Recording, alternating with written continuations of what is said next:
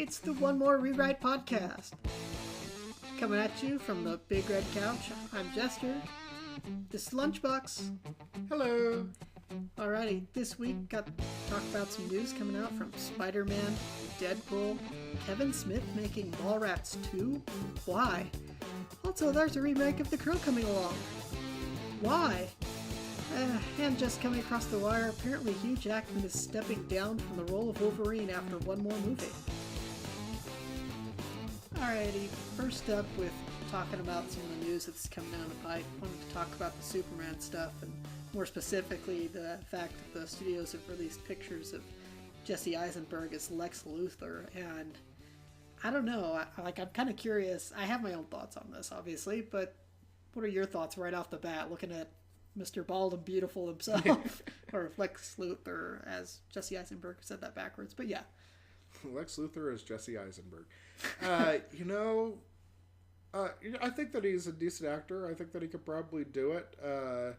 I think he has some, significant bone structure enough to look the part, and kind of they're talking about going somewhat of a different direction with what Lex Luthor is, which, Eisenberg was saying about... Really? I hadn't heard that. How he's like, obviously, villain to Superman and a different person to the world than he is to himself. And I kind of went, See, that has me cringing and squirming in my seat hearing that, because that was his quote, was, that was the part of it that kind of made me do the little squirmy thing, was the different person to the world than he is to himself. Because, a little bit they did that in Smallville, where he's kind of like trying to project this thing, but he has this whole internal thing that he's dealing with. Michael Rosenbaum was a good Lex Luthor. I wasn't a huge fan of the series, as my wife was, but I watched enough to bits and pieces to know that he was a good Lex Luthor. Right, he did a great job with it, and and certainly he didn't have the severe bone structure that Jesse Eisenberg does. I guess you don't really need that, because neither did Gene Hackman. I was going to say, bone structure. Kind of round. He was like your 70s version, which I guess that Superman came out in the 70s. The ultimate only version of Superman. How I say it? It worries me that we're sitting here saying stuff about his bone structure of the character's face. Well, that's really all they've given us so far, is the look. But you're telling me stuff that I haven't heard. What you're telling me that Jesse Eisenberg has said about the role of Lex Luthor just makes me squirm. I don't want to be squirming. I don't want to hear people saying, yes, I've looked deep into his character. It's freaking Lex Luthor. If you want to make him a complex villain, that's fine. But the moment you start to kind of sound, at least to me, like you're pretentiously interpreting the character. Well, see, I think you're reading more into it than he meant. But I think that certainly there is an avenue. There's a way that works. There is definitely, I see you squirming. Yes. There is definitely a way that does not work. But I think that there is definitely a possibility to have a Lex Luthor that is more complex and more interesting than just the one note, I want to take over the world, I want to rule the world kind of guy. I mean, and I know Superman as a comic really hasn't ever been Superman as a complex. I mean, the newer stuff, not the newer stuff. I want to say that the stuff in the past 30 years, they have had Superman and Lex Luthor as more complex characters, and I think that the animated series from the 90s, and I guess it's just been going on with the Justice League stuff too, they make Superman a much more complex person, and make Lex Luthor a lot more complex, and that's just a cartoon, and that's which are usually the better versions of him. But I think that they've made Lex Batman Luthor, the animated series Batman was the animated better than most of the movies. Better than a lot of the movies that have come out. I'd rather rewatch it, except for season 4 where they started to redraw everything. It just looked like garbage to me. Anyway, but digressing. Didn't watch it that far. Digressing. it worries me again. Like the picture, like there's a part of me that wants to be hyped and pumped up. Like, all right, more imagery. Okay, he's bald. That's good. They didn't have him wear hair or something. But at the same time, yeah, I'm sitting here. Well, even Gene Hackman wore a toupee. Even Gene Hackman wore a toupee on top of a bald cap. On top of a bald cap. Which I thought was great. Which is hilarious. Yeah, but I don't know. How do I say it? If you've ever seen, and you need to if you haven't, the Red Letter Media takedown of the Star Wars prequels, one of the things that he does in there is he interviews people and asks them to tell him about the characters from the movies. Like, without describing their facial features or what they're wearing, he says, describe to me characters like Qui-Gon Jinn or Amidala. And then he asks him, like, the same thing of, like, Han Solo and Leia and Luke. And it's hilarious because you have people sitting there going, when they're talking about episode 1, and he has to, like, say, okay, he was the one with the beard, and then you see these people with these looks of, oh yeah, okay, and then they still sit there. But it's because they can only describe the character in terms of how they physically look, not how well they acted.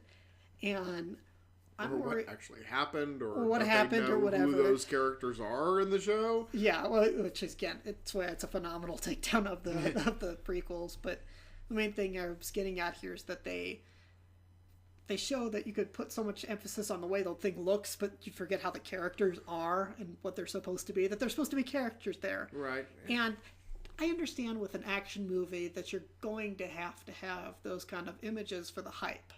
Right. You want that. You want Batman to look like Batman. You want Superman to look like Superman. You don't want Nick Cage in a light up glow costume. Right. Yeah, exactly. Nobody wants that.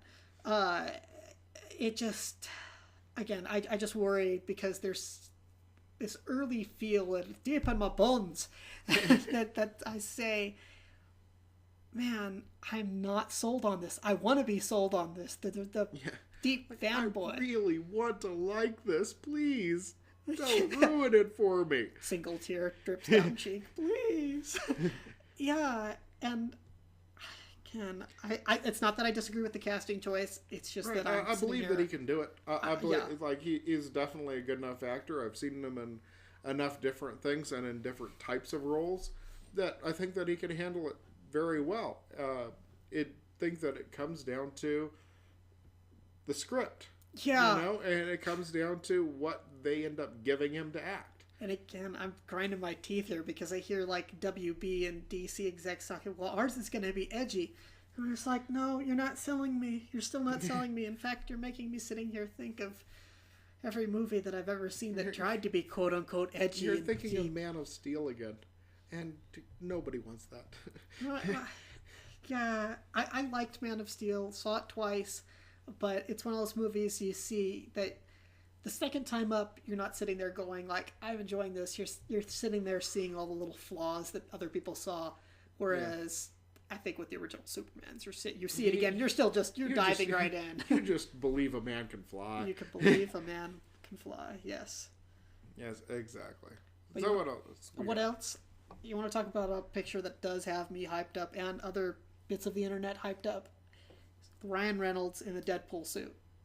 Oh, yeah. And he's doing the Burt Reynolds pose on the bearskin rug thing there. Right, yeah. I think it's because you could tell, like, just he's as enthused about the project as the fandom is. And yeah, well, he's just such perfect casting. Yeah, thank God. Yeah, they got it exactly right. And it's the role that he's been pining over. Yeah. He always wanted to play the Mark with the mouth. He's been wanting that forever. I know. And been trying to get somebody to do it. And finally, he managed to get somebody to do it. And finally, just always, anytime that, even watching, I watched Hulk Versus. And the second half of Hulk Versus is Hulk versus Deadpool. And it is, incredible amounts of fun. But anytime I see Deadpool, I have always pictured Ryan Reynolds in that role. Yeah. I cannot imagine anybody else doing it. That is perfect casting. It is exactly right. And the fact that he did the Deadpool suit in the Burt Reynolds pose, it was just great. That's just awesome. It was. It was just... It's awesome. And the fact that This just sound weird because I don't think we've had this problem too much of recent, but I'm glad that it's a full body costume and not some quote unquote interpretation, but it actually looks like the Deadpool costume. Exactly. And it's covering his face. It sounds weird, but I feel like a few years ago there used to be this big thing where you couldn't get a comic book movie made and have the actor's face covered. That was actually a big part of why they had a hard time with it, was that the face is covered. So you can't cast a big name in there because their face is covered the whole time, and you need people to know that it's actually them doing it. Yeah. But, and like, oh, it's actually Ryan Reynolds flipping around there and doing the sword fights and all of that. And this is why, which I think is a fair point. You want to know that it's, the actor that you're watching is the same guy that's doing all of this. I think there's some kind of verisimilitude in that. I think that it is nice seeing the action guy that you showed up to see being the guy that's doing it. You want to see Bruce Willis running across broken glass. You want to know that it's actually him. Not you, Bruce. Not the real Bruce.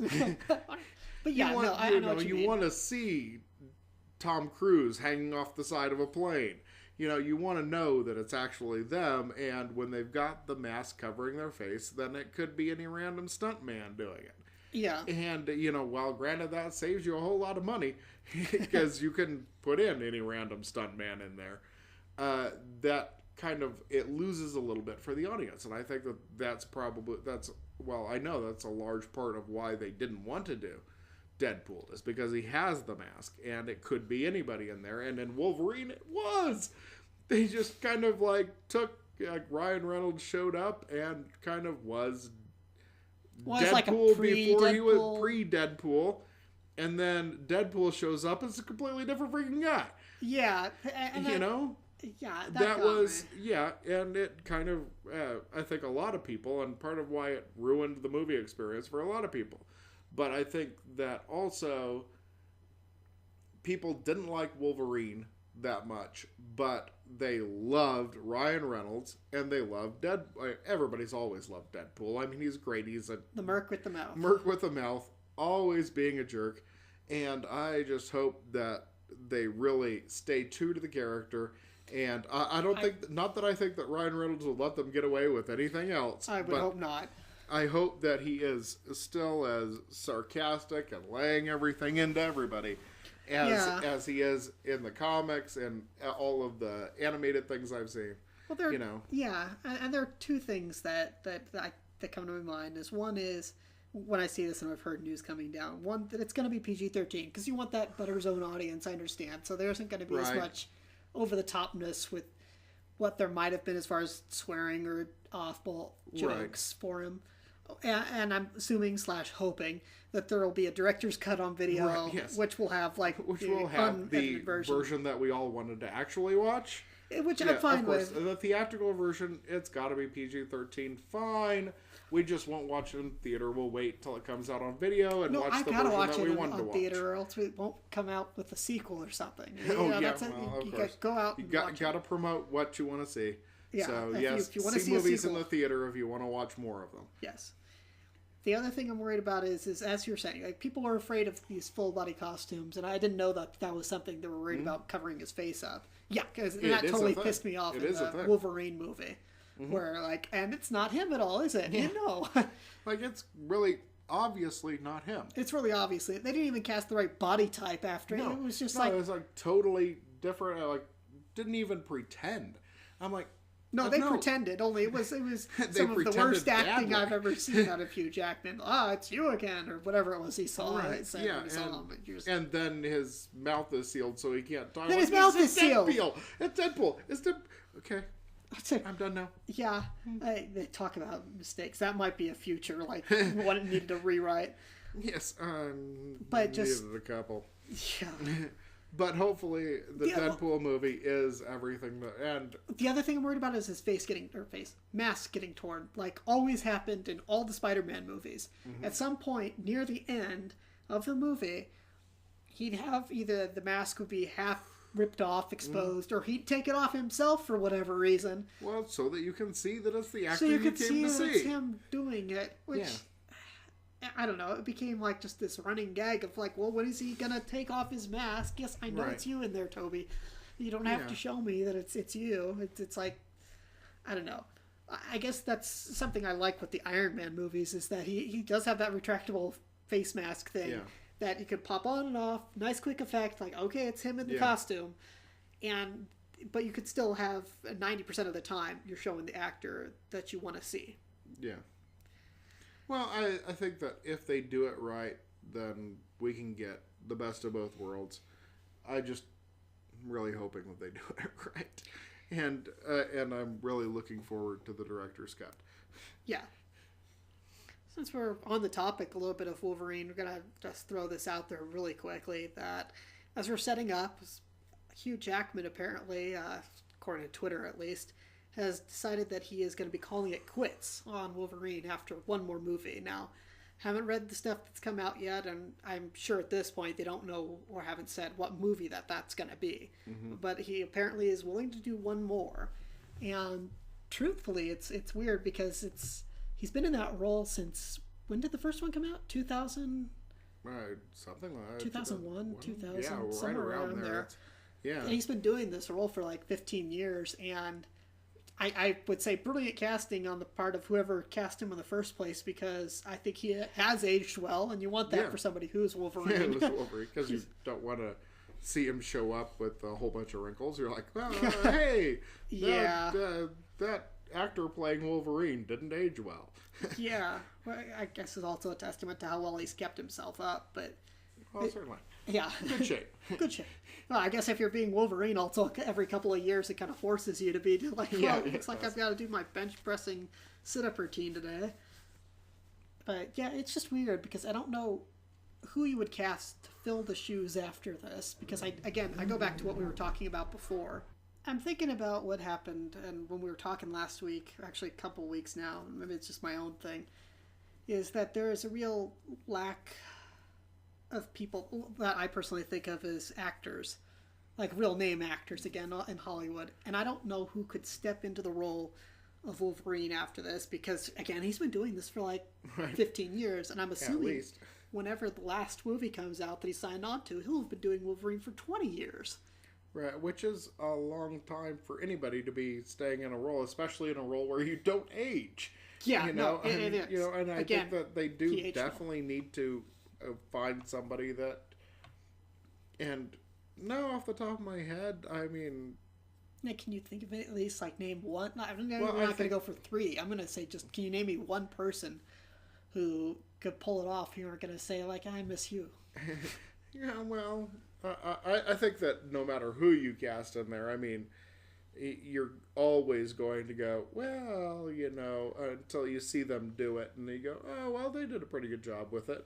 I think that you're going to need somebody with, fairly... gravitas. Yeah, gravitas, and some, a stocky guy, and Jason Statham's too old, and it's like, doesn't have the hair. Yeah. Yeah.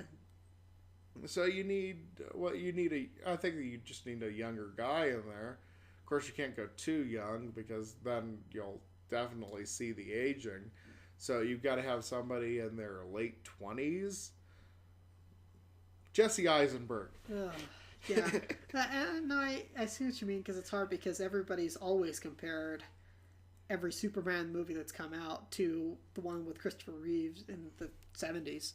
Yeah. So it's sort of like somebody does it well, and they do it perfect. I'll say it, perfect. Right. Even when the new Superman came out, the new at the time, when Superman with Christopher Reeve came out, they were comparing him to George Reeves. They're like, well, he's dead, but he doesn't look like George Reeves. George Reeves was your everyman, and Christopher Reeve, he looks too superhero-y. Nobody's ever going to buy him as Clark Kent. Yeah, but but then they heard the John Williams music, and they're like, I believe a man can fly. Oh, and speaking of which, John Williams not doing the new Star Wars movie. Really? Really? Gosh, this is almost as hard as finding out that you're not going to see the Fox logo in front of the... I know. You always expect to hear Star Wars music after you see the Fox logo. You've grown up with it for so long. I did not know that. John Williams not doing the music for the new one. Falling here. It just... Yeah. Broke my heart. I mean, that's one of the few things that I actually like about the prequels is the music is still classic incredible. John Williams. Yeah, I mean, come on, the fight. What's the fight at the end of Duel of Fates? Duel of Fates. It's like a incredible piece of music. Wagnerian, beautiful. It's awesome. Yeah, this is like operatic music right there. Yeah, again, Duel of Fates is like even just listening to it on its own without watching all of the battle, you're just wow. Yeah. But anyway, we digress. Wolverine. Gonna have to find a new one, and I nominate Jesse Eisenberg because he's gonna make a great list. I have no idea. I got nothing.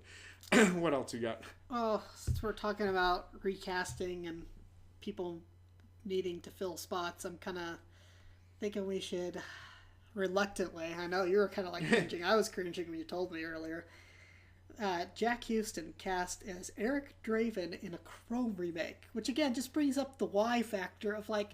You see, there are movies that seem to be made perfect the first time for what they are, like The Crow.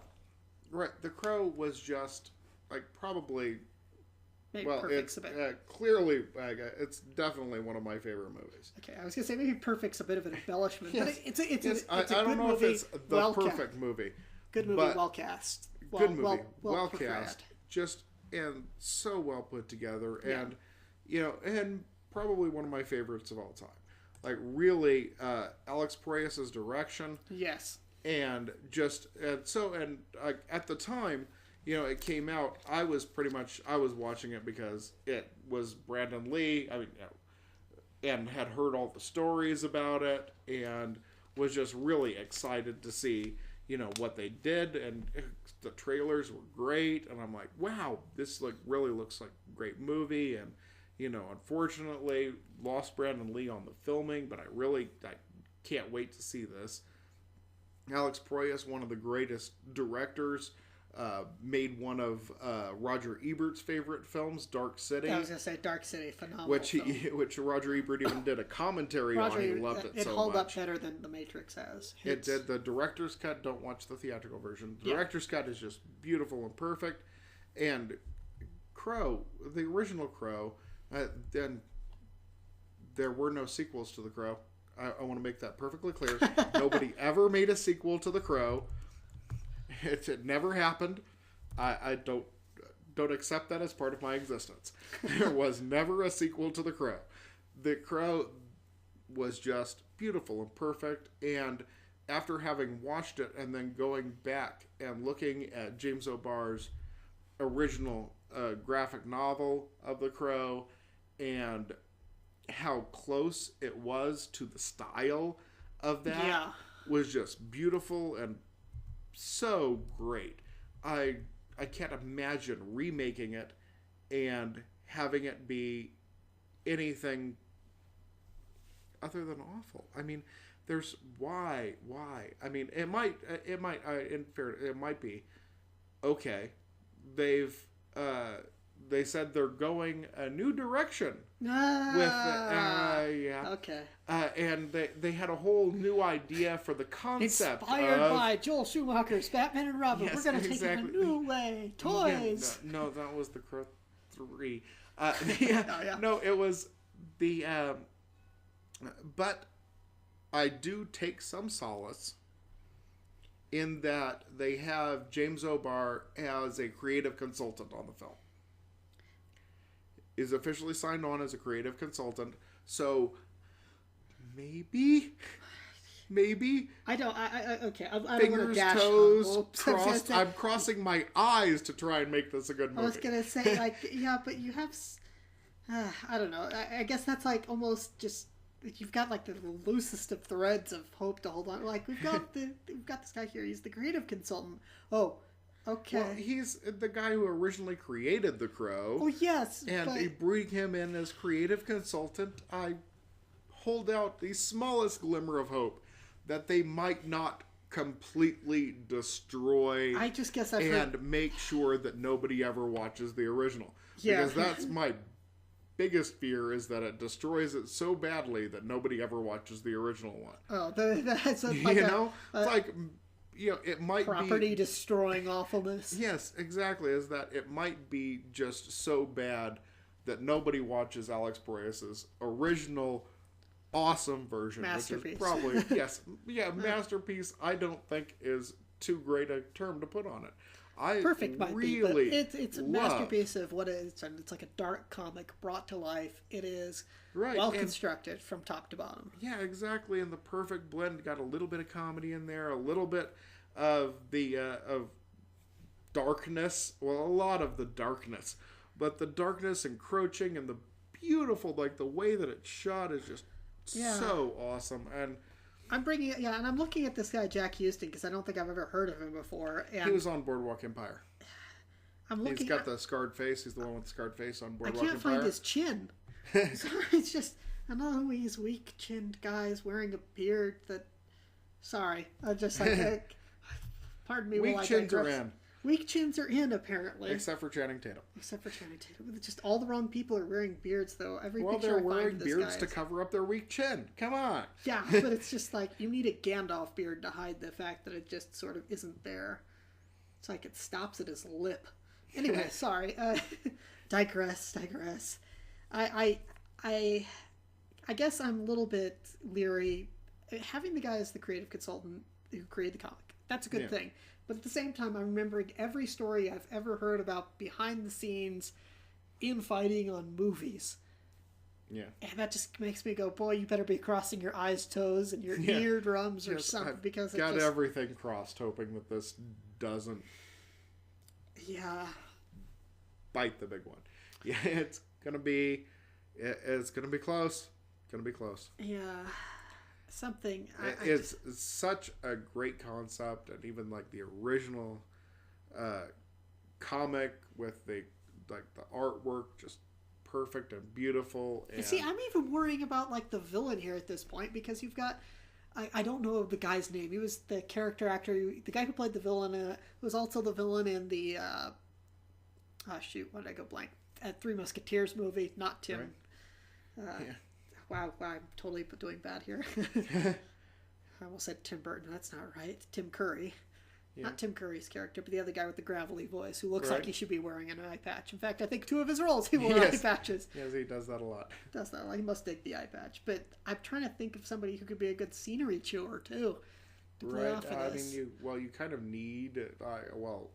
I mean, if you're creating... There's so many elements to this that just need to work so well.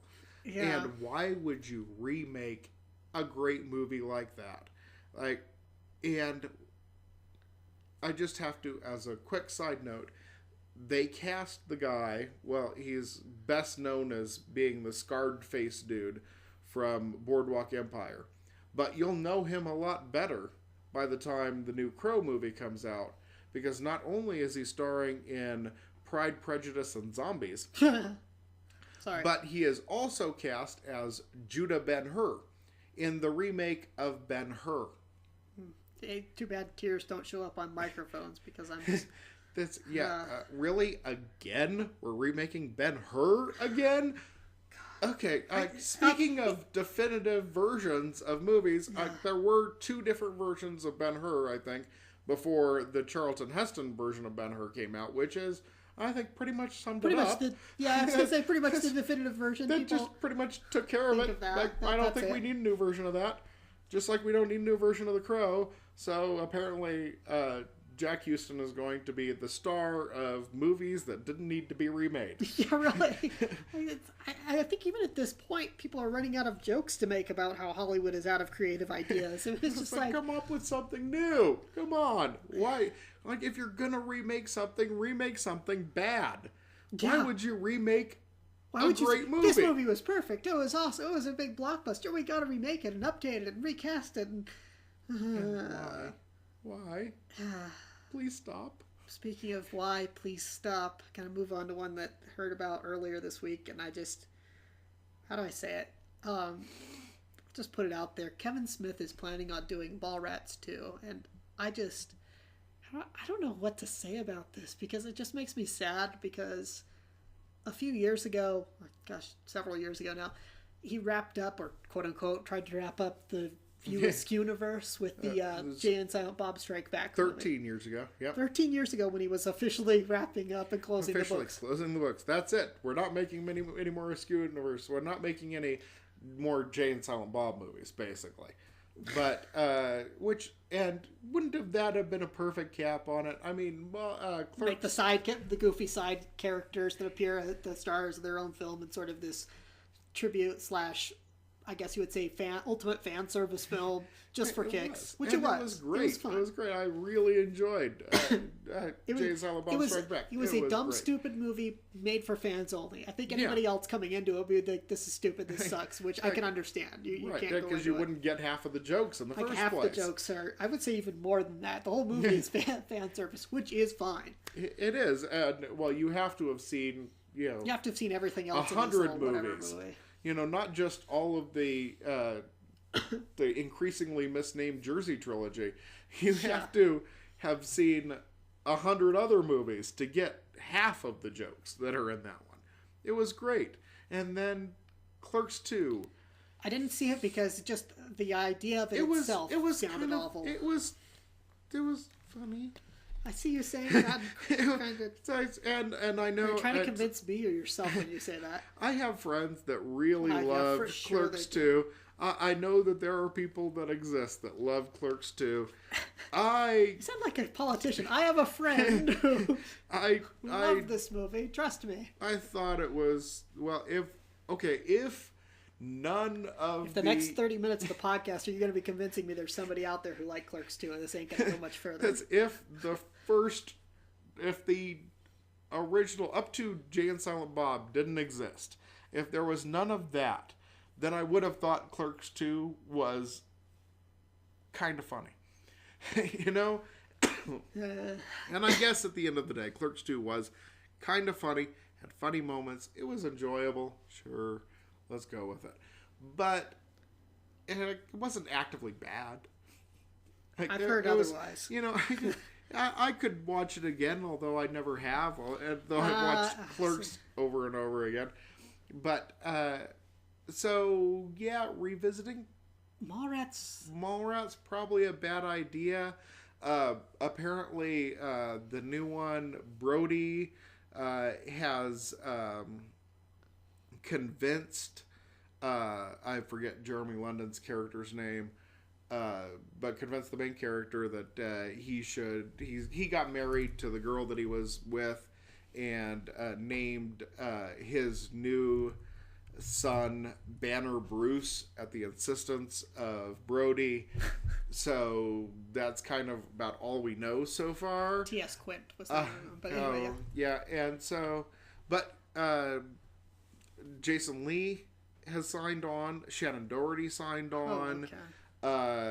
Ethan Suplee signed on, so he's back. Well, he and money problem. As of yesterday, Jeremy London officially signed on, so Jeremy London's back too. So they've got most of the main characters. They've got to try and get Ben Affleck back. I don't know if they're going to be able to do that. Well, I think that would be... Maybe at least a small cameo. He might do a small cameo if he has time in his schedule, because I don't think he would say no. Well, I'd say, how are you going to turn him down at this point? But I think probably at least we'll get a small cameo out of Ben Affleck. So, because they do have the characters returning, and it's all of the top people, and it's not just Kevin's friends, like in Clerks 2, that showed up for the sequel. I mean, they're all Kevin's friends, and they're not doing anything right now anyway. I mean, you've got Dante and Randall showed back up because, of course, what else were they doing today? But Jeremy London and Shannon Doherty and Ethan Suplee even have gone on to do many other things. But they've been doing other projects. They've been in other things. So I think that there's a chance. There's a chance. It can't be what Mallrats was. And Mallrats at the time, you know, and well, even mall culture is almost gone. That kind of mall culture that it represented, people like, what am I going to do on a Saturday afternoon? I'll go to the mall, play some video games at the arcade, just lump around. That doesn't even exist anymore. That doesn't exist. I mean, not that malls don't exist, although they're dying, but that kind of whatever. I think it has to be not. I think it has to be Mallrats 2 with no mall. Yeah, you know, it has to just be the Mallrats 2, the flea market experience. Yeah, exactly. It has to be kind of not set at the mall. It's just kind of those characters, or maybe those characters, or you have Jeremy London and Claire Forlani show up at the Mall of America, and they're walking around with their kid, Banner Bruce, and they have they have adventures at the Mall of America as new parents, and they run into Stanley, who also, by the way, is signed on. Cool. So you have, so they kind of have experiences that somewhat parallel the original Mallrats, but it's them kind of getting into weird things that happened with them as parents. Hey, I think I just made this movie interesting. Came up with an idea where I kind of like this idea. You're saying, I can totally see it going that direction of like, okay, so we've got like Mallrats 2, their parents now, and they're pushing their kid around the mall, and they lose the kid, and hijinks ensue. Hijinks ensue, yes. Hilarity ensues. Yeah. And maybe we make one of the big corner stores. You make one of the big corner stores. We'll make that Brody's secret stash. So he has got one of the anchor stores. Hey, I kind of like this idea now. Okay, so basically, so if Kevin Smith steals my idea and totally makes it exactly like that, then I think we'll have a lot of fun with this. I came up with an idea I kind of like. Yeah, I sit here, though, and I say You don't want to be disappointed. I don't want to be disappointed, which the trailer disappointed me for Clerks 2. That just kept me away. Yeah, well, it would. And pretty much the movie is exactly like the trailer. No bait and switch there. It's pretty much the same. Yeah, I was interested in Clerks at the time, and I almost said I've gotten over it because that sounded pretentious. See, I go back, I don't enjoy Clerks as much as I used to when I was early years of working in the theater. I feel like there's some of this connection that I don't have. But Mallrats, I feel like I could watch over again because there's a bit of nostalgia because it has that feel. It reminds me of times when I used to work at a theater in the mall, and there were things there where you'd have overzealous security guards obsessing about stupid things, and you'd have weird stuff going on. Hijinks and hilarity ensues in real life. Hilarity ensues. You know, that's our 30 minutes of filler in the middle of the movie. But but I think that probably for you, Mallrats was probably your first entry to the Jersey trilogy, wasn't it? No, I actually watched Clerks first, and I had a bumper sticker on my old car for the longest time because I liked it. That. But I guess it's one of those ones after like a few viewings, you don't feel like it holds up quite as well. But for some reason, Mallrats still does for me. And again, that could just be the nostalgia factor. Well, I watched Chasing Amy a couple times, and I was just like, I enjoyed Chasing Amy. It's fun. The intro with the first few minutes with the whole like, I wish I knew the character actor's name, but the guy is going off on the rant about black people in the universe or whatever, and Ben Affleck calls him out and all that. Right, yeah, that's a great... that's hilarious. That's like, Gentrification! Yes, that's, no Calrissians are positive. That's just awesome. yeah, that is... And there are many great moments throughout Chasing Amy. So now I'm playing the whole scene over again in my head, because that's like the best part of the whole movie for me. But I don't see how you can build a second Mallrats 2 unless they do it almost exactly like the way you're saying, where you've got the parents who have their kid and they take him to the mall, and then hilarity ensues. It's like the whole middle of the script is just one page. It says hilarity ensues. It just says hilarity ensues. I mean, there's nothing even on the back side of this page. What the? Yeah. See, but I think that you could have, in that context, many references to the original one. You have Michael Rooker show up, and now he's running the local Spencer's Gifts. I mean, you can have so many different things. How do I say it? Do you have...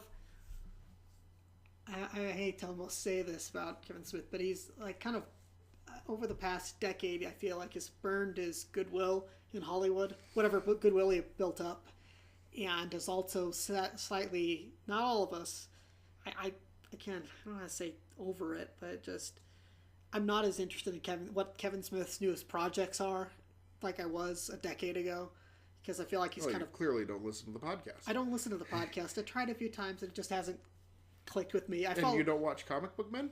No. Sorry. Oh, you should definitely watch I follow Jay on Twitter, but that's about it. I think I might follow Kevin Smith as well, but it's just how much fan service can you do? How much movie can you make with just fan service? You need other people going to see the movie. You need both people who have nostalgia. You can do fan service, but how do you draw in new people and say, hey, before you go see this other movie, Mallrats, which may not connect with you at all, because teenagers today, like somebody who's 18 today, because I'm assuming this is going to be rated R. Yeah, I know the kids will sneak in, but I don't see how this can possibly connect with them with. But it doesn't need to. And that's Evening with Kevin Smith too. He was talking about it's like his movies don't make huge money at the box office, but he's got all of his fans that watch them over and over again.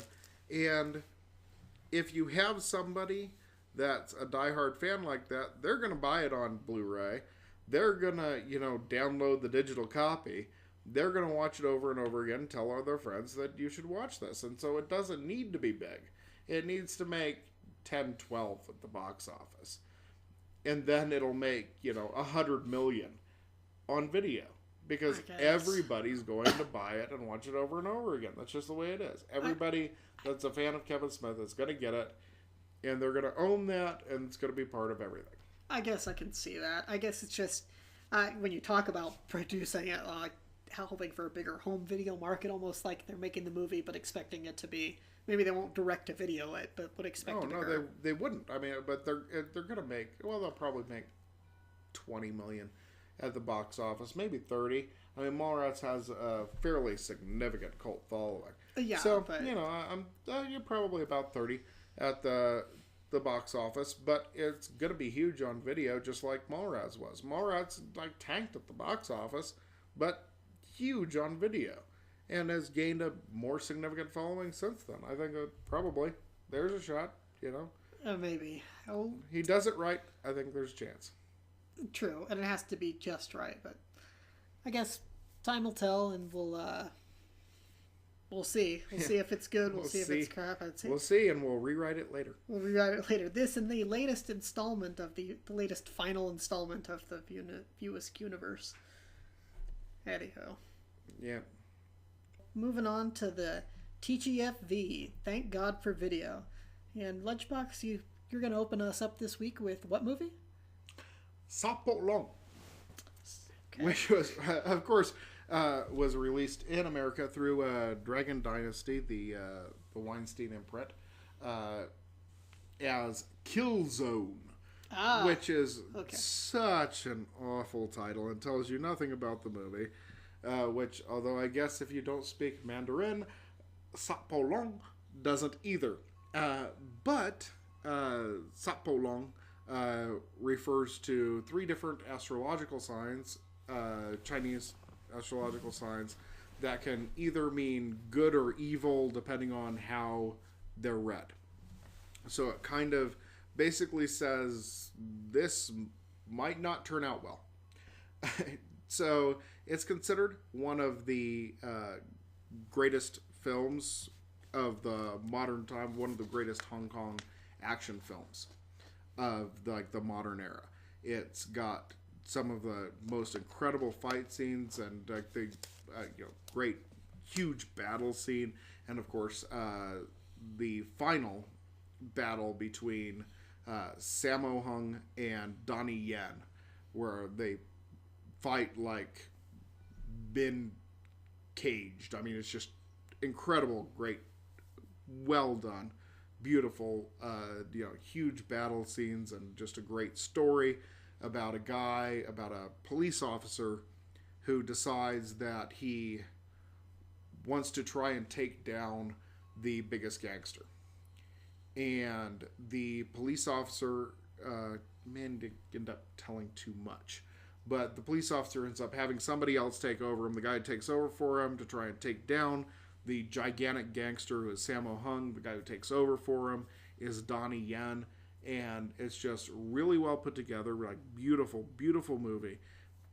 And really definitely worth watching. It's referred to colloquially as SPL for Sapolong, rather than the American title of Killzone. Definitely watch the American version that was released by Dragon Dynasty, again on the Weinstein imprint, if you can get a copy, because the Chinese version leaves off the end of the movie because of certain Chinese regulations. They didn't allow you to watch the end of the movie. Did it end with like a hovercraft running over the villain at the end? No. Because that's the only way to end a kung fu movie in my mind. There is, and so many times you'll watch one of these movies, like, and I've watched a lot, as the Dragon Dynasty imprint that Weinstein had for a while. We had some of the greatest Hong Kong action movies to come out. They had Bay Logan, who actually was worked in Hong Kong and would pick out whatever the best Hong Kong movies were to get Weinsteins to buy them. And they put them out as the Dragon Dynasty imprint. So if you find anything that has Dragon Dynasty on it, buy it and watch it a million times. I was going to say, you buy that, because those things are awesome. They are. They're just some of the best action movies you're going to see. And some of those you're watching just because it's some of the most incredible action you're going to see, which definitely SPL has that. But it also has a great story. And a lot of times you'll watch a Hong Kong action, fight movie, and you're just like, okay, yeah, storyline. When's the next fight? Yeah, basically. And that happens a lot, and especially in movies like that. You watch a fight movie, you just want to watch the fights. But this one actually has a really complex story, really well built, very well done, with incredible fight scenes. It's incredible fight scenes put within an incredible dramatic movie. And I definitely urge you to watch it. If you can get the Dragon Dynasty, I think they only put it out on DVD, but if you can get that, it has Bay Logan's commentary, which he does on almost all of the Dragon Dynasty films. His commentary always spectacular and giving you a lot of really interesting behind-the-scenes stuff on it. And so SPL, probably one of the best movies to come out in the last 10 years, really, overall, but definitely one of the best to come out of Hong Kong. And definitely needs to be mentioned this week, especially. Because this week, they announced, speaking of unnecessary sequels, no, they didn't announce, the trailer came out for SPL 2, which... Well, how'd the movie do over there? Over there, it was huge. Okay, well, I was going to say, because I'm assuming worldwide, money is money, and if something does well at the box office, you're thinking, how do we make a sequel? Right, and, of course, China, one of the biggest audiences. I mean, you've got, billions of people that are going to watch it. Yeah. But, so, definitely, it did huge. It was, you've got Sammo Hung, Donnie Yen, and, the host of others. All your favorites. All your favorites. And so, and because of that, and because it was just so well done, it not only has the following at the box office, did huge box office, and has gained this huge cult following, but this week, the trailer released for SPL 2, starring Tony Jaa. I'm furrowing my brow here going huh? Right, the Thai martial artist from The Protector and Ong Bak. Yeah, I was going to say, I actually recognize that name. I remember from several of the DVDs you loaned me. Yeah, and fabulous. Love Tony Jaa, and definitely the trailer is weird, but I was going to say, but it has some cool fight stuff in it. And if you didn't call it SPL 2, it's just you can't know. It's See, let's put it this way: you can't make a sequel to SPL. I assume you don't want to be getting into too much detail because you don't want to be spoiling. Don't want to give away too much about the movie, but there's very specific reasons why you cannot make a sequel to that movie. Just it wouldn't work, not going to work, and they decided to do it. It's like making Eddie and the Cruisers 2, Eddie Lives. Why? I was going to say, is this kind of on the league with Thelma and Louise 2? Yes, exactly. It's Thelma and Louise 2. You know, it's like, well, yeah, it did good, so let's make a sequel. It's Butch Cassidy and the Sundance Kid, the early years. Like, why? I didn't know. Please stop. Yeah, you sit here and you shake your head going like... But SPL 2 releasing this summer in China and has no worldwide release date currently. I'll watch it because I have to. I was gonna say for glutton for punishment, no, because I am, and I watch things that I shouldn't. But really, it cannot possibly ruin my idea of the original SPL because it is so perfectly self-contained and such a great movie that any other movie I just won't even regard as a sequel, no matter what you call it. Like I won't even accept that is a sequel to the movie, even though they got one of the guys that was in the original to be in it. But it stars Tony Jaa. He's always great, and I love watching him punch people in the face. I was gonna say he's actually pretty good. He does great stuff. Alrighty, for my own, I went something a little bit more. Say that sounds hipstery, but mainstream. But that people heard of, but I don't think enough people saw. In fact, after it came out, there were people who were saying, I remember on Facebook, people saying, I don't want to see that because it has Michael Cera in it. Scott Pilgrim versus the World, for Thank God for Video. Because it underperformed at the box office, which was a real shame. And I'm just looking at the numbers here. It cost somewhere between like 85 to 90 million to make, and the box office was only 47 million. Wow. Yeah. But it's gained a big following since then. It's gained a big following. It's got a big cult following. It's got a huge cult following now, and there's, I would say at least once or twice a month I get notifications that there's going to be like a midnight screening of it. And I'm thankful for that. They're going to be doing that. Yeah. But it's a really fun film. Written, produced, directed Edgar Wright. He went directly off of the comic books. I think even the guy who made him, Brian Lee O'Malley, gave his blessing to it. Mm-hmm. And you just watch the movie and it's fun. Going back to that fun theme. But I think part of the problem that people had with it is they didn't know how to categorize it. Because it was just, for lack of a better term, it was an original movie to Hollywood. It may have been a book adaptation. Mm-hmm. But it still wasn't what you would expect from a book or a comic book. I don't know how you'd quite put it. Graphic novel, Graphic novel adaptation. It still wasn't what people would be expecting. This weird sort of hybrid action video game. Right, because movie, there was so many things that teen were angst thing. Very, very comic booky about it. But then there was the more realistic elements. Like, it wasn't all comic book. Yeah. And it wasn't all like regular, like serious action. I mean, you've got the whole sequence in there that's, a sitcom with a laugh track. Yeah. Which, or a little video game sounds throughout. Yeah, video game sounds throughout and things like that. And certainly, definitely a more mainstream one, but that's what you're here for, is to give us our mainstream pick that, is a bit more accessible than my picks, which tend to be a bit more obtuse. Well, that's fine, and I'm not always trying to go for the mainstream ones, but this one I always, when I think about it, I'm always surprised because there are people I know who can't get over the fact that it's Michael Cera in the lead, and I'm just like, but he's perfect. If you had only, if you're annoyed with the guy for other stuff that he's been in, I can see that. But there are some people that okay, talk about perfect typecasting. He was great in this role. And nailed it. I thought he did great in there. And I've seen him in a few things that I was like, wow, he really kind of pulled that off. I didn't think that, he would be able to. And you kind of like, what's the movie where he had the alter ego that he kept talking to? I have not seen that and don't know. Oh, it was really good. Whatever the name of that movie was. Okay, so he pulled off something before, but it's just, again, I think that when it first came out, that there are people who didn't know what to make of it.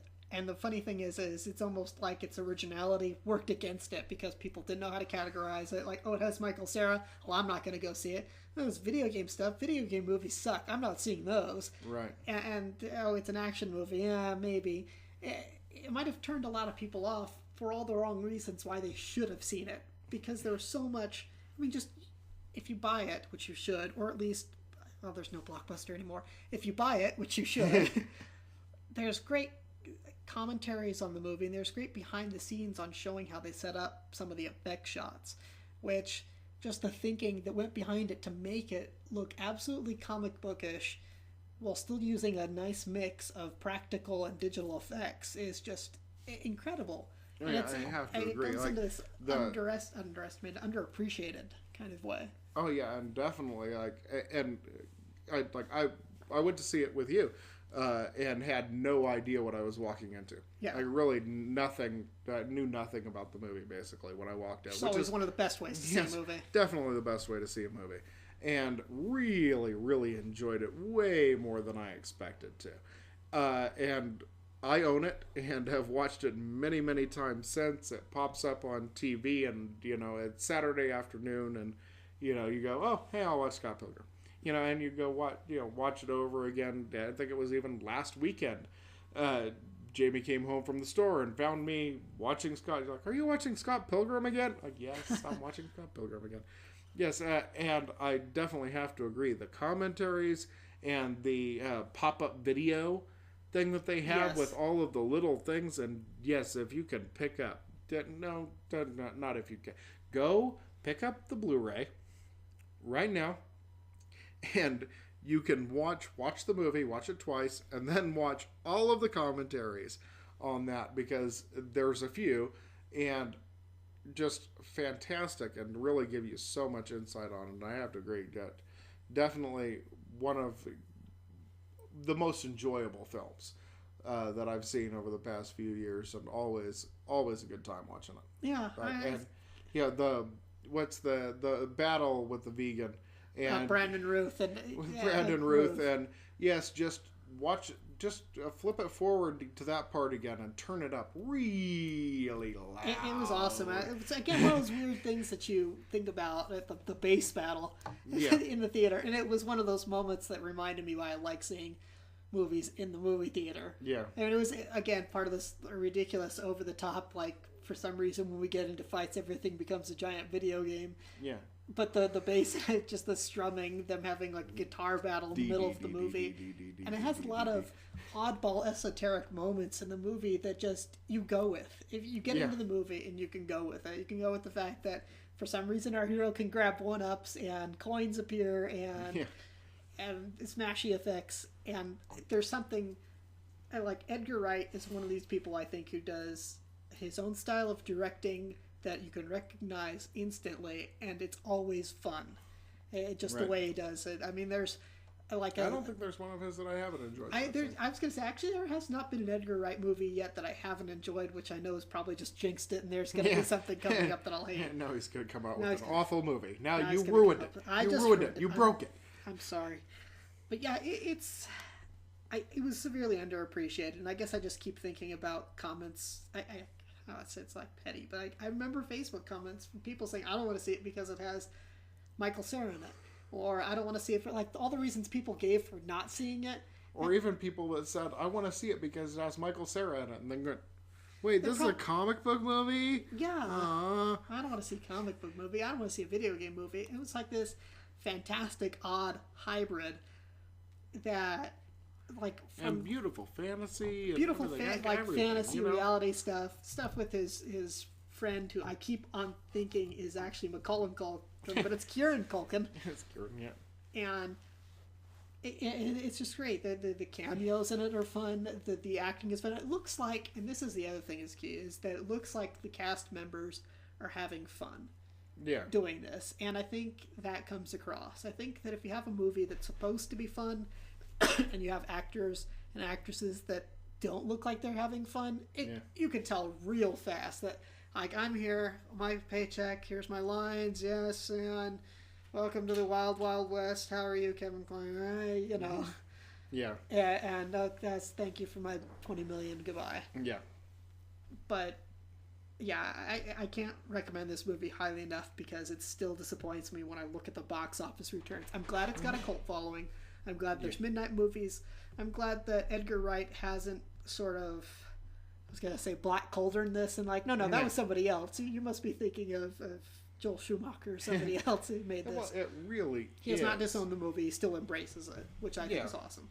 And it really is one of those that was just a great movie that not nearly enough people saw. And and one of the ones that I also actually oddly enough considered for my Thank God for Video, just because more people need to see it. But I think that it's gained enough of a cult following that we're getting more. We're getting more people in. We're slowly moving people in. People in the right direction. We're getting people over. I don't think you can make a sequel of this one either, but it's still a fun movie. And you actually, could. I think you could. Yeah, you could if the guy wrote more books about this character. Well, sure, you'd need more books. Unless you want to punctuate the fact that it has awesome music too. I picked up the soundtrack. Yes. Definitely, and thank you for that. Just beautiful and different styles and everything. And Beck Hansen wrote the music for the movie, and just fabulous. And even my wife Jamie, she even loves the music in it, and she hates Beck. And she even liked the music in it, although I don't think that she's listened to nearly enough Beck to make up that decision. I was going to say, but Beck is a different style than the movie was, and the movie itself had different styles. Right, and Beck himself, over his various albums, has had different styles. I mean, even down a Beck sound. Devil's Haircut and, and anything. Two turntables and a microphone, and Loser, of course. And his brand new one, which with the atmospheric stylings is just really off the charts, like really way out there, like very orchestral and modulates his voice really weird. And just some fabulous stuff. But we digress. I love Beck. But because he can do all of those different things. Because he can do those things. And again, for tying it all together, it under the underappreciated umbrella. This is why we have Thank God for Video, because you should go out there and pick it up on DVD, Blu-ray, watch the commentaries, listen to the commentaries, watch the movie 5 times, and then go to the midnight movie.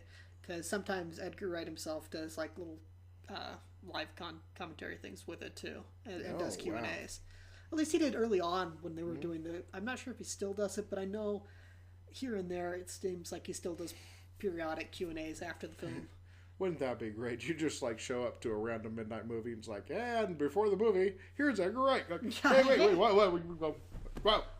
I mean, to this day, you still have the directors and such of Big Lebowski are coming out and doing like stuff. Oh, not Big Lebowski. No, the Coens never do anything. Really? I thought there was people who followed up with that.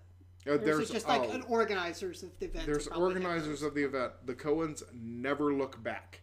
Which is why there's no commentaries by the Coens on any of their stuff. Oh, really?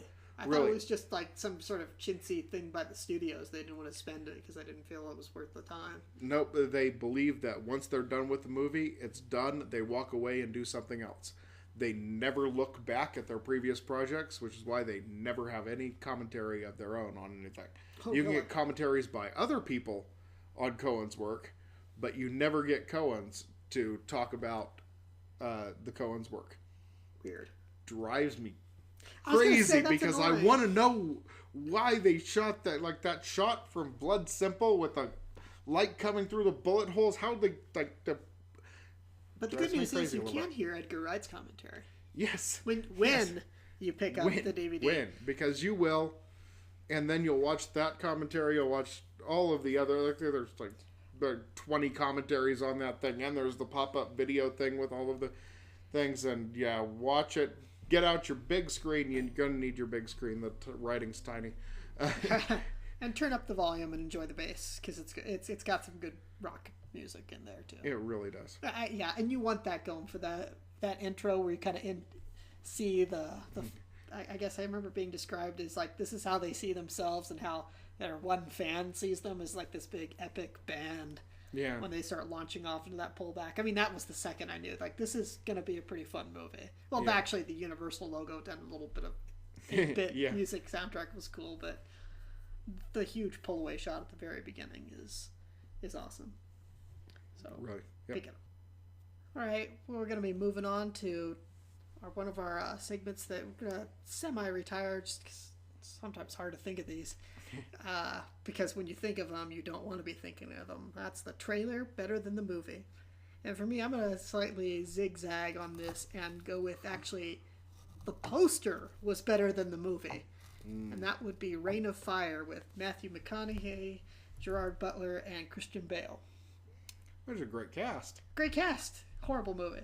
It had like one good moment in it with this sort of like reenactment for the kids that had been born after the Dragon Holocaust, and they're basically acting out Star Wars. Yeah. And that was about it. Like, even bad movies have their one fun moment. Right.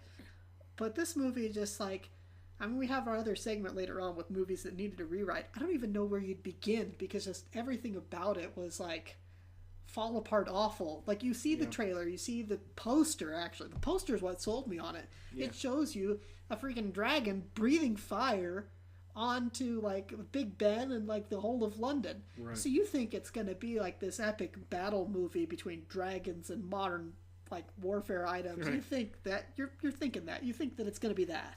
It's post-apocalyptic destruction, basically. Post-apocalyptic destruction, and what do we do? Dragons everywhere. No, the whole movie, and I don't feel like I'm ruining anything with this, because it becomes apparent in a stupid talkover within the first reel of the movie, basically. Yeah.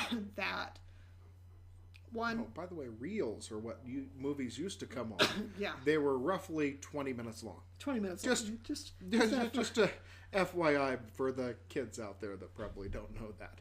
Yeah. So, yeah, first 20 minutes of the movie, you have, speaking of kids, like a kid and his mom go down like some sort of shaft, like a mining shaft, and they awaken the dragons or something, and then you get this boring text scroll with narration of how the dragons came and we didn't see. You basically have Christian Bale narrating everything that you thought you were going to be seeing in this movie, with the war between the humans and the dragons, and how our technology and firepower just wasn't enough. Right.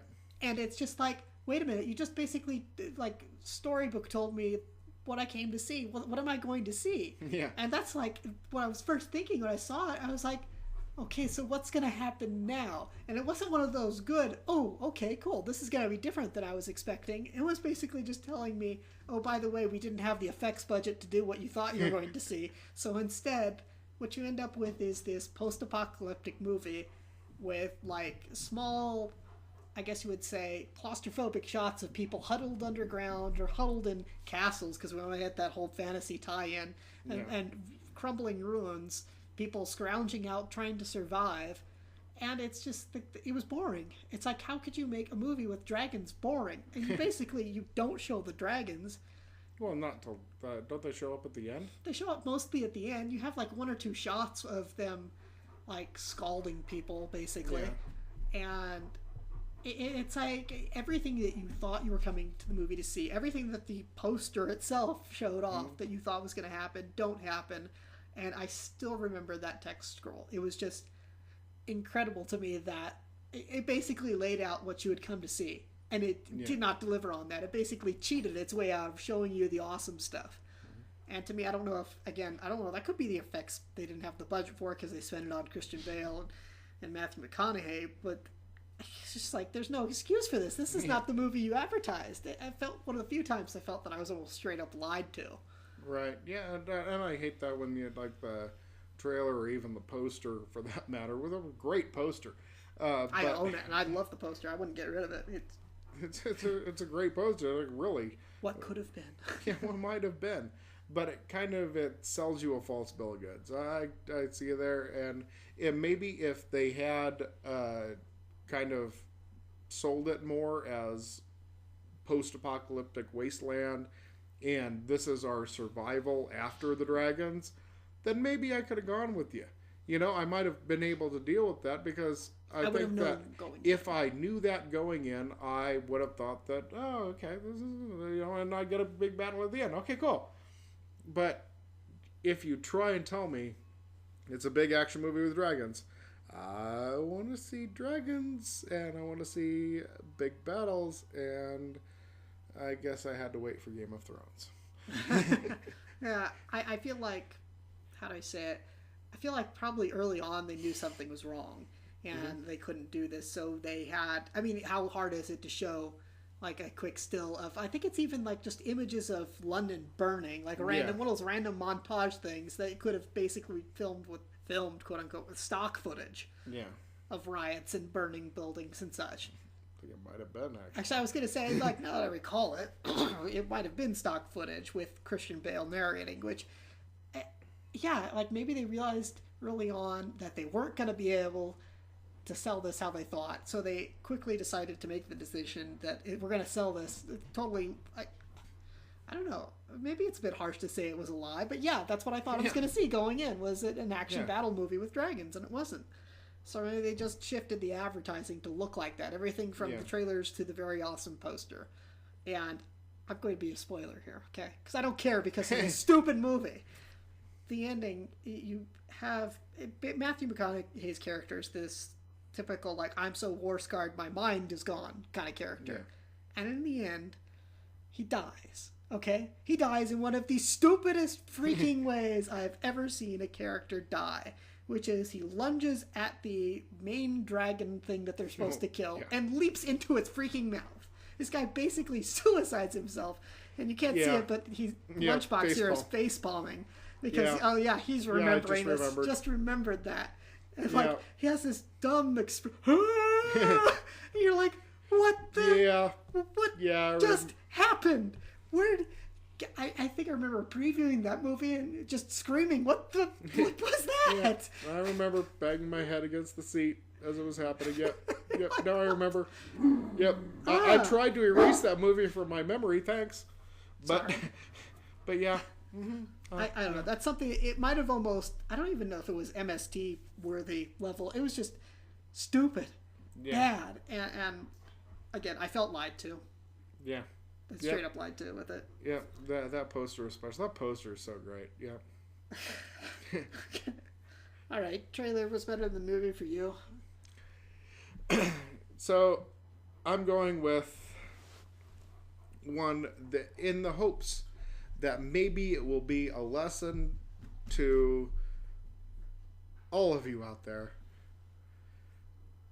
Because I got tricked twice.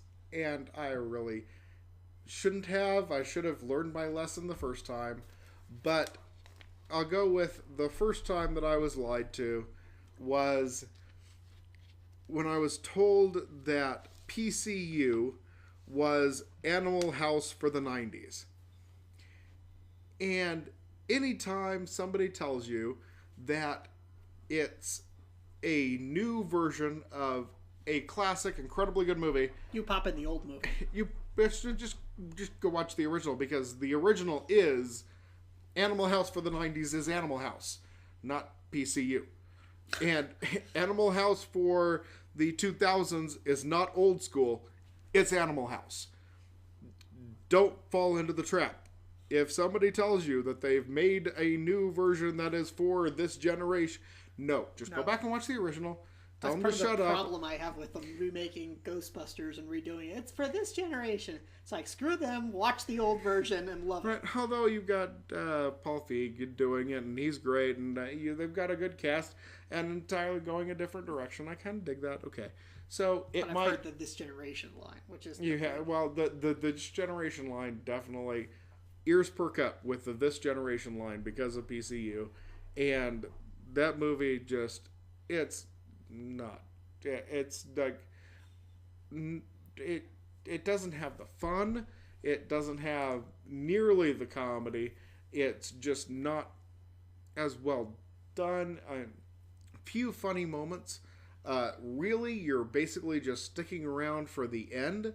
Like, the ending is actually a lot of fun and very Animal Housey. And I definitely enjoy the ending of the movie more than the ending of the movie. Well, maybe almost more than the ending of the movie. The movie is finally over. Yay! Yes. No, more than the end of the movie. The ending of the movie is actually a lot of fun. But more than that, if you can, I don't think we ever put it out on Blu-ray, but if you can pick up the DVD, it has a commentary by Jeremy Piven. Ari Gold destroys the movie. Like, he just basically goes off the entire movie about how awful making the movie was. he just like keeps talking about how the director wouldn't do this and this wouldn't happen and nothing was working, and it is actually so much fun to hear Jeremy Piven just rail on the movie throughout the entire commentary. So it's worth watching the commentary. Not really worth watching the movie, although I guess you have to kind of watch through the movie. Okay, well, there's Netflix. You can get the disc and watch it at home. Yeah, and well, I guess you can't even return it to the abyss from which it's. I had to pick it up at Blockbuster to get the commentary, but and I feel bad about making somebody buy it just for that. But it is definitely a whole lot of fun, and one of like the more entertaining commentaries, just because of how much Jeremy Piven hated making that movie and how apparent he makes it throughout the entire commentary. It's just great. For this generation, that goes right up there with me, with the movie I always wanted to make. Just sends your ears up, and you're like, you just perk up. You just told me that this movie's going to be bad. Because there's a reason nobody made it. Yeah, there's a reason nobody made it. There's a reason why there was versions of things that you consider the classic version. Yeah. There's some things you just don't need to remake, like Ben-Hur or The Crow, or it's just I don't get it. I mean, I realize I say it over and over again that there's a real lack of creativity, but when I've heard that line before. It's the Animal House for this generation. Yeah, for this generation. It's making it for a whole new generation. It's funny because I feel like it's for the Twitter generation. Yeah, I feel like that's the movie I first heard it for. It's the Animal House for this generation. Yeah. I've heard it since applied to other stuff like that. It's the blankety blank for this generation, and it never works. It's always like the director makers had pie in the sky hopes of that they were going to be able to capitalize and have this new perennial classic that everybody loves, and it's like one that everybody. So remember when they tried to do this? Yeah, it's just and easily forgotten. I'm sure that most of our listeners have never even. When you said Jeremy Piven, I remembered vaguely what it was. You vaguely remember, but like having seen a trailer somewhere for it. Yeah. Yeah, but like nobody's seen it. Nobody's seen it since it came out except me. They don't think Jeremy Piven was watching it when he was doing the commentary. We say thank God for video, but how about thank God for furnaces? Yeah. Back from which you came. It was, it's bad. And if somebody says for this generation, perk your ears up and listen a little more intently, because, probably not. So, it's basically cautionary tale. Directors fanboy geeking out like, oh, I loved this movie. I'd like to make this movie again. Because I saw it when I was growing up. And I was, no. And I want to make a new version of this for the new generation. No, don't make it for the Twitter generation. I'll make it. How about you tweet that everybody should watch Animal House? Yeah. There, you're done. Saved you $100,000. Saved you $100 million. Saved you millions of dollars. Saved you millions of dollars. Just tweet, watch Animal House. You're done. Have a nice day. Yeah. Like, what was it? Just a few days ago, I saw William Shatner tweeted out that he was watching the Punisher with Thomas Jane, which I think is awesome. Yes. I love it. And he was saying, "Oh, John Travolta's in this movie." It's like, John Shatner's never seen this movie, but I hope he likes it because the fact that he's tweeting this out to his audience, we say, "Okay, good." Directing people towards a movie that if they haven't seen it, they should be. Not like I really didn't like the follow-up, the Punisher War Journals or whatever. Wow. Yeah, that was wow. It's not worth even remembering the title. I was going to say Punisher something we shouldn't have made in the first place sequel. Yeah, it was awful. It was. I would venture to say that the sequel was worse than the first version of Punisher, the Dolph Lundgren Punisher. I think that actually Dolph Lundgren Punisher was better than the sequel to Punisher. Well, you should go check on YouTube. There's actually a version of Punisher. There's like this Punisher short that somebody threw together that has Thomas Jane and Ron Perlman in it. Oh. And it's only like 6-7 minutes long, but it's awesome. It's like, that's the Punisher sequel I wanted to see. That's what I wanted to watch. What I wanted. Why didn't they recast him as the Punisher? Anyway, I guess that's a good enough segue of like things that you would have done differently to go into movies that needed a rewrite. And I'm gonna launch us off this week, if you're good with that, with a movie that I saw with our younger brother Darren that I liked it okay. Again, one of these movies that you feel it's okay, but then you start picking it apart, and on the drive home I started thinking about all the things that I thought were wrong with it. And it wasn't that I hated it. It wasn't one of these ones where I left saying I want my money back. But I was just like, I would have done so much different. And that is Oz the Great and Powerful with James Franco, Braff Monkey, Zach Braff, and Mila Kunis? How do you say it? Mila Kunis. And Rachel Weisz. Weisz? Rachel Weisz Joyman. Yes. Okay. This movie, directed by Sam Raimi, I think he also did some writing for it too. Very much a Sam Raimi movie and some of the shots done. Oh, yeah.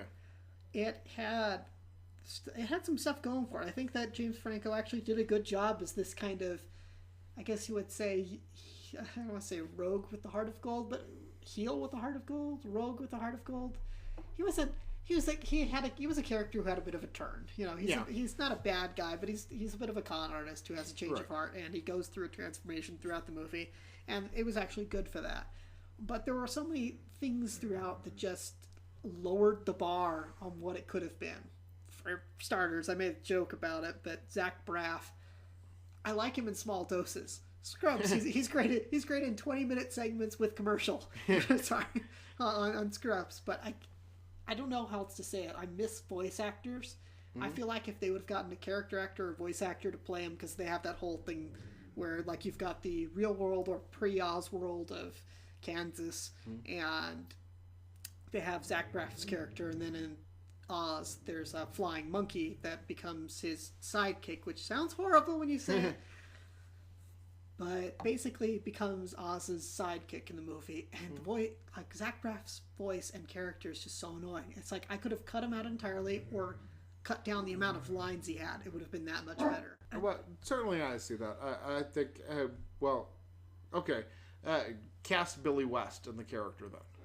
Instead of Zach Braff. We get Billy West in there. He can pretty much do any voice you want. We'll be good. Yeah, and I needed something like that. I needed somebody who was endearing in that part, so it was kind of like a recasting that. It's part of how I would have rewritten it. Also would have redone the makeup for the Wicked Witch of the West after she has the transformation, because everybody's complaining. That was mine too. This is that, well, not to be mean, but she should have looked hideous. They made Rachel Weisz. They made her character look ugly. They gave her like a Wicked Witch transformation that they should have also given the Wicked Witch of the West. But instead, Mila Kunis just ends up, well, I'm just going with characters here, but when she comes through and comes back after transforming to the green, whatever, people are supposed to be scared of her, and I don't buy it because she still looks pretty, just with a hook nose. She looks like somebody you'd see at a costume party who was just kind of went all out, not this transformation that you're hoping for. And there's also a moment in the movie. I definitely see that. I think that part of that is because part of Mila Kunis's character, ever since that 70s show, is that she's the pretty one. And that was kind of her running gag on that 70s show, is that she's, too pretty. But you need to recast. You can't say, like, well, you're too pretty to put makeup on. Well, yeah, but I think that that's even better then if you go with hideous makeup on the person who's kind of famous for being too pretty for everything, Like, I think that it kind of works better even if you actually go full ugly. Yeah. For somebody who's famous for being pretty and you go full ugly, I think, it works better that way. Yeah. So, I see where you're coming from on that. And I won't give away that this particular part. I won't spoil it like I did with the trailers, because you should not really see Ring of Fire unless you're making fun of it. But there's a certain part in the movie that I feel like is one of these tropes where there's supposed to be this big misunderstanding between the characters, and it's not really a misunderstanding, it's a setup for something. And it's hard, because I think the first time that kind of trope was introduced, where you're doing this reveal, like, oh wait, he really wasn't doing this. The big misunderstanding. The big misunderstanding. If only people talk to each other. Yeah, if only people talk to each other like real people do. You know, like in the movies. Wait, they don't do that. Why they don't do that anymore? Yeah, and it's hard, because it's to the point where it's somewhat cringe-inducing. Not quite as bad as the hilarious misunderstanding that I hate so much in chick flick / romantic comedies for the past 10 years, where there's a stupid misunderstanding that if the characters talk to each other... Yeah, if somebody just mentioned that maybe... If somebody just talked, then things would be magically better, rather than the 20 minutes of filler that we had where they were broken up temporarily. And that's what this had. It had one of those, which was disappointing, because Sam Raimi usually does a good job with clipping stuff like that. Except for Spider-Man 3, which he didn't disown, but he basically said, like, hey, there are problems with this, not my fault. Yeah. But yeah, there were problems with Oz, and I almost liked it because it was critiquable in a way that you almost wish you could have rewritten it and redone certain parts. And it was obviously supposed to be the introduction of a franchise, and it didn't do well. And it should have, and it could have. And it needed tweaking. It needed tweaking in the casting. It needed less of Braff Monkey in the background trying to, and hilarity ensues. Yeah, hilarity ensues. Because there's some genuinely good moments in it between James Franco's character and the little porcelain China doll that really helped me buy more that he's turning from a con man to a nice guy. And even though he eventually becomes Oz the Great Powerful, which is nothing but a con in the original movie, but he's still a lovable guy. Yeah. But you kind of, like, at the beginning, you're like, well, this guy's a bit of a jerk. Yeah, if he goes from a jerk to a nice guy and you make it believable, I like it. And I thought that for the most part, it was believable. He wasn't Jim Carrey from Liar Liar, who I had that one magical day and everything was all better. Everything's all better now. Everything's all better now. And I screwed over Carrie Ellis. Yeah, screw the Dread Pirate Roberts. I get the girl this time. Anyway, I liked it okay, but it's not on my shelf, and I think it's for those reasons that I laid out. There are little parts of it just a little bit too much on the, like, I want some stuff in here different, and I want it my way, dang it. Yeah, and I think that those little changes, I think that you probably would have done a little bit better. I think small changes, kind of make it work. What do you think could have worked a bit better with a bit of tweaking? Well, in continuing with my own personal theme of movies that went on too darn long, I have issues with movies that sew everything up in a nice, like, tiny little bundle. And then you run the bad guy over with the hovercraft, and it's all good now. Yeah, see, exactly. That's the only time it works. It's the only time it works.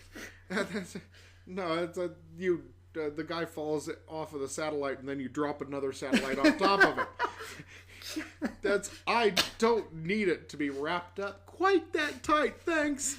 Just to make sure he's dead. Boom. Yeah.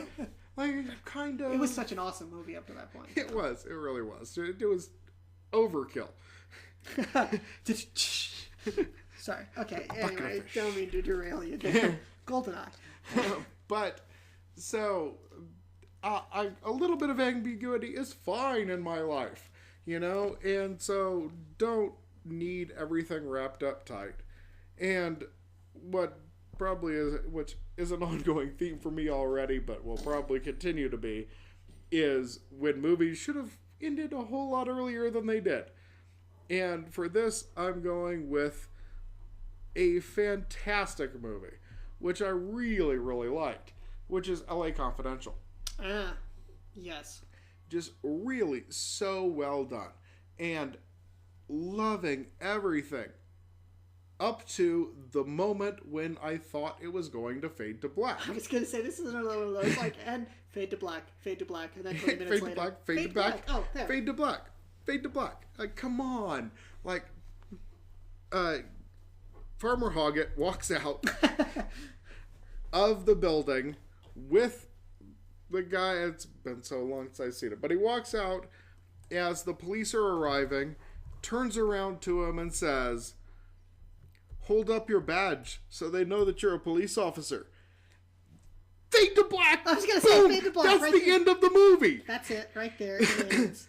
Rolling credits. Yes, okay. There's a couple of little things that they didn't tie up. I'm fine with that. I thought that was the end of the movie. I was watching. I'm like,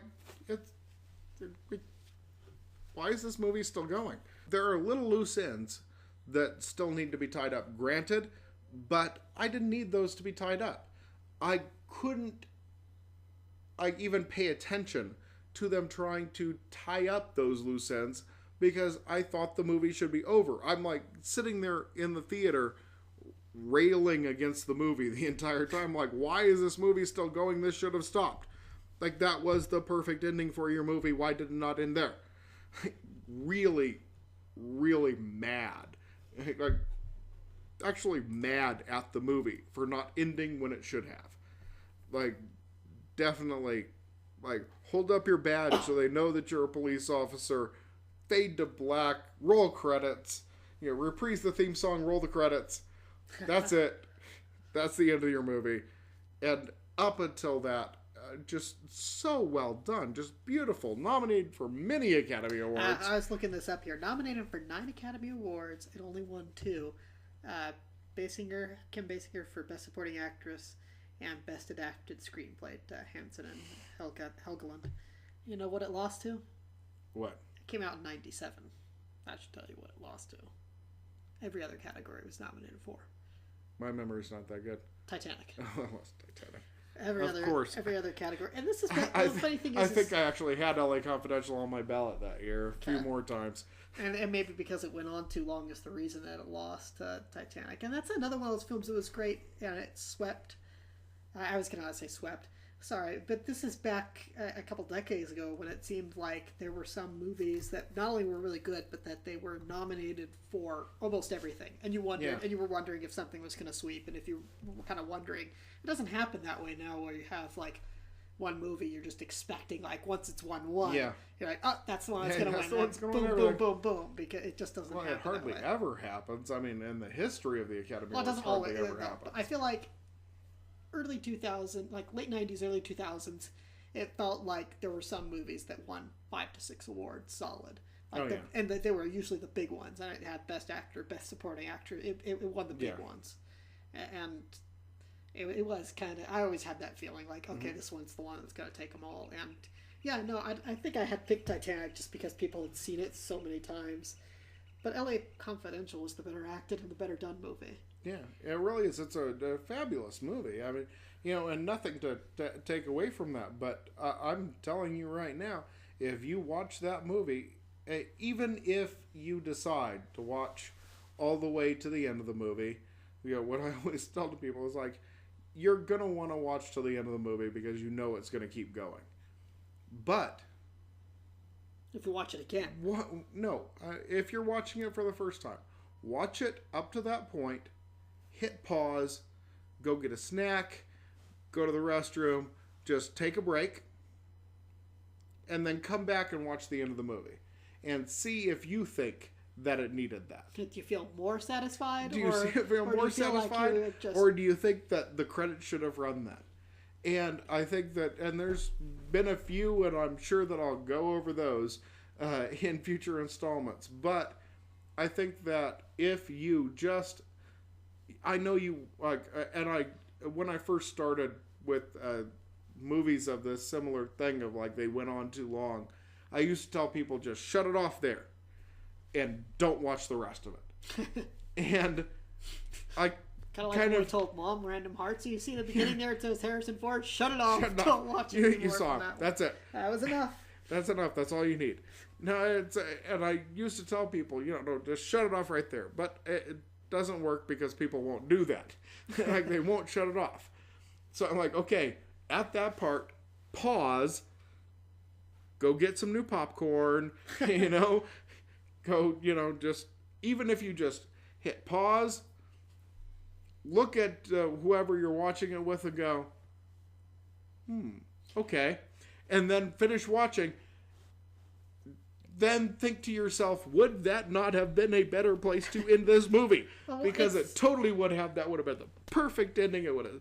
And yes, a few things, like a little bit of ambiguity, it's fine. But by then, most of it's tied up. There's just a couple of loose ends, and I'm fine with that. Well, I think that's the thing, is people are afraid to have loose ends, and you're afraid that for some reason you're going to get dinged by the critics because you didn't wrap up X storyline as well as they had hoped, and I'm wondering if that's what was thought going into it, that maybe it's going to fade to black at the point that you were like, okay. Fade to black at the end of the movie instead of giving the extra 20 minutes for the critics so they don't hate you for not having wrapped up sewing it up in a nice little bow, like a nice little pink bow on top of it, and here, I'll set it out for you. It's your Christmas present. Have a nice day. No. Stop. End of the movie where it's supposed to end. But I've gone on enough. It was a good movie. It's worth. I was gonna say it's almost a thank God for a video because it's been a while since I've seen it. Yeah. But it's worth a rewatch too, and then a pause. Yeah. And then a pause at the point when it should have ended. And a pause at the end point when it should have ended. And I could totally feel you on that. There are movies I've seen that it drags on. I don't want to say drags, but it just sort of feels superfluous. Hobbit. Oh, sorry. I liked Hobbit. But yeah. Anyway. And now, time for Strained Metaphors with Lunchbox. So, in honor of the horrible, horrible idea of remaking The Crow, I have to quote the most famous line from The Crow, and also an excellent song on the soundtrack, which was named It Can't Rain All the Time. Because I think that It Can't Rain All the Time is a good idea to keep in your mind, I guess. Anytime that things go wrong, which they often do, or anytime you're beset by adversity, that, bad things are going to happen, and sometimes you can even see that bad things are coming. But knowing that it can't rain all the time. There's not always something bad happening. Even great people have adversities in their life. And just knowing that it's not always going to be bad can help you through tremendous adversity, I think. I think that even when times are rough and you've been through everything, knowing that there is some light at the end of the tunnel, that someday you're going to break out of this, that you know that it's going to end at some point, because it can't rain all the time. Yeah, because sunnier skies are indeed on the way. Speaking of sunnier skies, be sure to tune in next week for our Summer Movie Spectacular, where we review the previews, tell you what to see, what to miss, and all the sleeper hits. Alrighty, well, see you on next week. Can't wait to tell you what we think. And for Lunchbox, love ya. I'm Jester. Toodaloo.